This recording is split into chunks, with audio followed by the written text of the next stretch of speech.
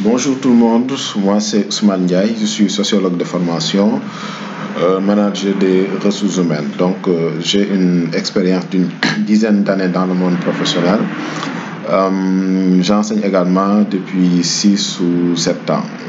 Voilà, donc je suis chargé de cours à l'université, à la faculté des sciences économiques et de gestion et dans plusieurs autres écoles de formation supérieure privée. Voilà. Donc pour ce cours, gestion des ressources humaines niveau 2, donc cela implique qu'il y a eu un niveau 1 en deuxième année. Donc ce cours est un cours de licence pour les licences 3, comptabilité, gestion. Voilà. Donc pour le niveau 2, donc il s'agira, c'est une continuité du cours niveau 1. Donc durant le niveau 1, nous avons eu à voir essentiellement la relation qui existe entre la théorie des organisations et la gestion des ressources humaines. Voilà, donc nous sommes partis des études faites par notamment des sociologues et des gens qui ont eu à travailler dans l'entreprise ou l'industrie, notamment Taylor, Henri Fayol, Max Weber, Émile Durkheim pour ce qui est de l'école classique des organisations. Ensuite, Elton Mayo, Herzberg, McGregor, Chris Argyris, Abraham Maslow, etc. pour l'école des relations humaines, jusqu'aux écoles les plus récentes. On ne va pas revenir là-dessus. Ensuite, nous avons vu un peu l'évolution historique de la fonction ressources humaines dans l'industrie elle-même. Comment c'est d'opérer cette évolution-là? Quels sont les événements marquants de l'évolution de la fonction ressources humaines dans l'entreprise? À partir de là, on a esquissé une définition de la fonction ressources humaines et à la fin, on a vu les 3 grandes structures de la fonction ressources humaines, l'administration du personnel, la gestion stratégique des ressources humaines et la gestion des affaires sociales. Donc, au niveau du second semestre du niveau 1, on a eu à voir principalement dans l'administration du personnel ce que c'était un contrat de travail. Donc, nous sommes allés directement dans le vif du sujet en administration du personnel avec le contrat de travail qui, à notre avis, est l'une des étapes les plus importante ou bien essentielle de l'entrée en matière en ce qui concerne l'administration du personnel. Donc on a vu c'est quoi un contrat de travail, quelles sont les conditions d'existence d'un contrat de travail, quels sont les critères de validité d'un contrat de travail et quels sont les différents types de contrats de travail. Et au niveau de la gestion stratégique des ressources humaines, nous avons vu essentiellement ce qu'on appelle la fiche de poste. Comment on fait une définition de poste, c'est quoi une description de poste, comment elle s'opère.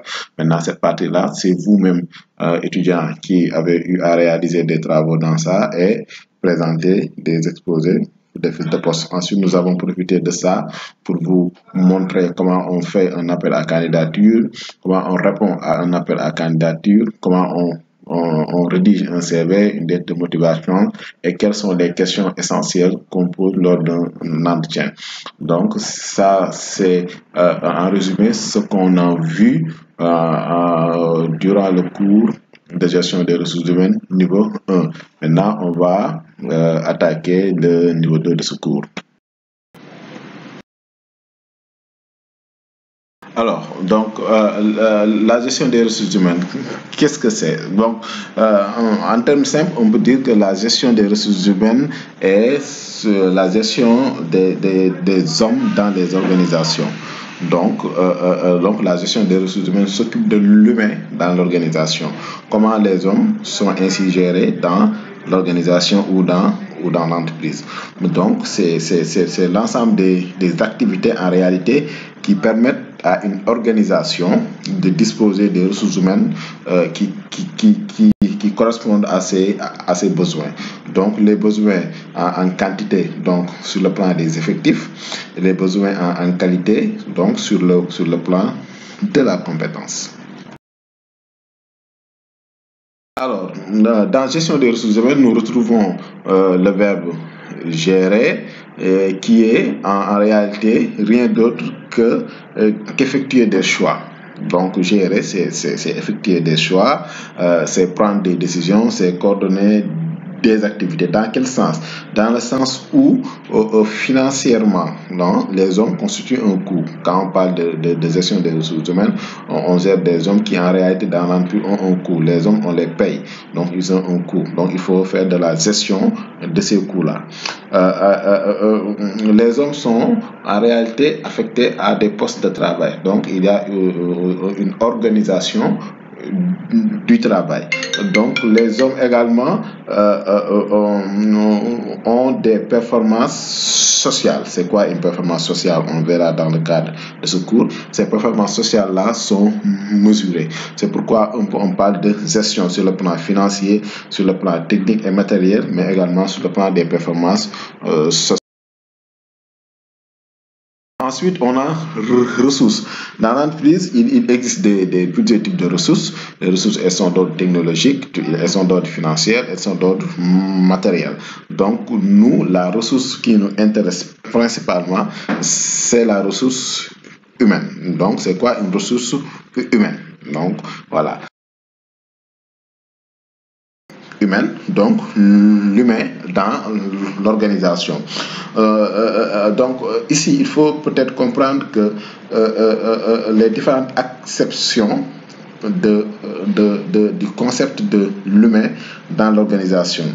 En réalité, on dit que l'homme n'est pas seulement une main et un cœur. Donc, avec l'école classique, avec ici ce qu'on peut appeler la standardisation, mais l'homme c'est également une tête. Il est un agent autonome qui peut être libre et qui peut être capable de réagir face à des situations qui, en réalité, ne l'arrangeraient pas. Donc, l'homme est parfois contre toute forme de standardisation. Mais l'homme également ne se résume pas au stimuli de la manipulation psychologique. C'est quoi le stimuli de la manipulation psychologique avec l'école des relations humaines? L'homme est très complexe. On ne sait pas exactement à quel stimuli il pourrait réagir. Donc, toute décision en fait, qui concerne les ressources humaines doit en effet tenir compte des personnalités, de l'environnement. Il n'y a jamais de choix en réalité dans l'absolu. Donc, d'où la complexité de notre sujet d'étude qui est en réalité l'homme.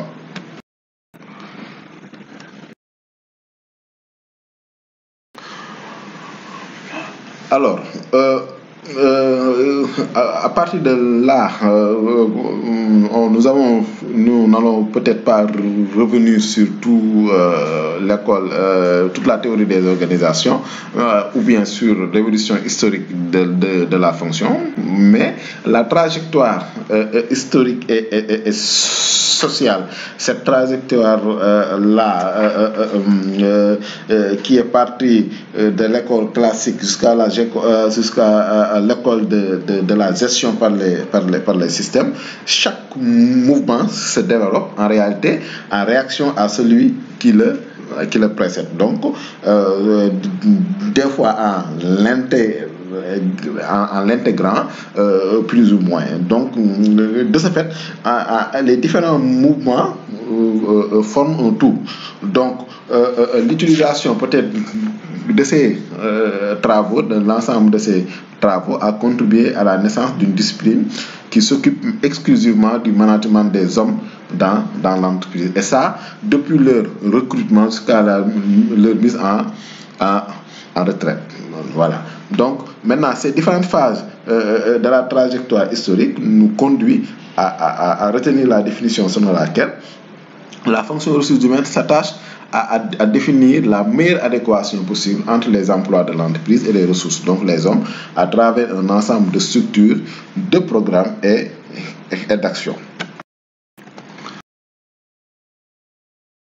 Alors, cette définition implique d'abord et avant tout la recherche d'une meilleure efficacité dans les organisations. Et comment ça se fait? En s'efforçant de promouvoir et de réaliser ce qu'on appelle une meilleure allocation des ressources humaines. Ça, c'est ce qu'on appelle l'adéquation entre compétences et emploi. Ensuite, d'essayer de mobiliser les potentiels de chaque salarié et fédérer les aspirations et engagements individuels et collectifs maintenant autour du fonctionnement et du développement de l'entreprise. Et c'est ça peut-être qui va amener à ce qu'on appelle l'équité entre la contribution, donc ce qu'on donne, et la rétribution et ce qu'on reçoit.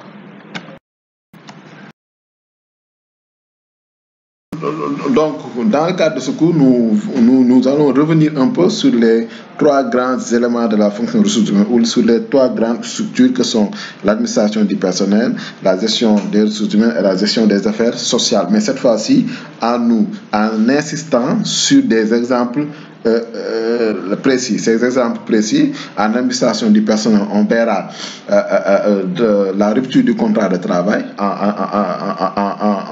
au niveau du cours, du premier cours, donc le niveau 1, on avait vu le contrat de travail tout court, mais là, on va voir la rupture du contrat de travail, ce qu'on appelle démission, ce qu'on appelle licenciement, ce qu'on appelle licenciement économique, ce qu'on appelle mise en retraite, etc., etc.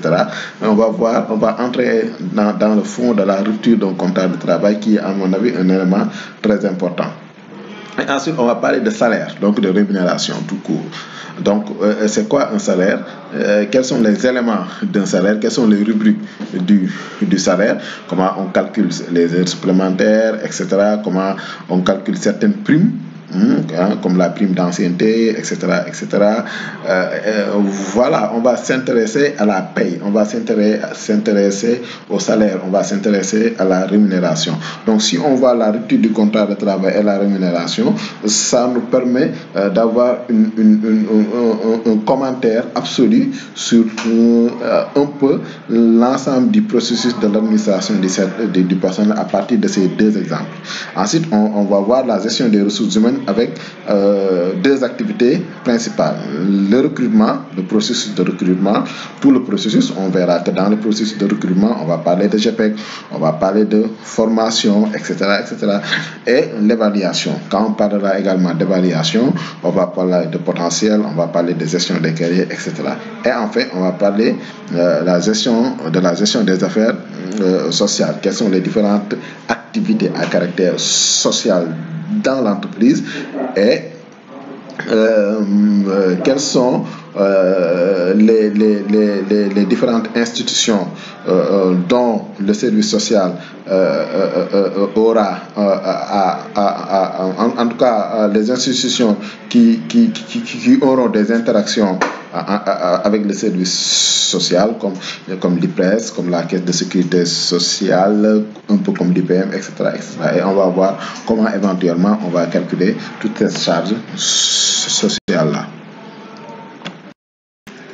Donc,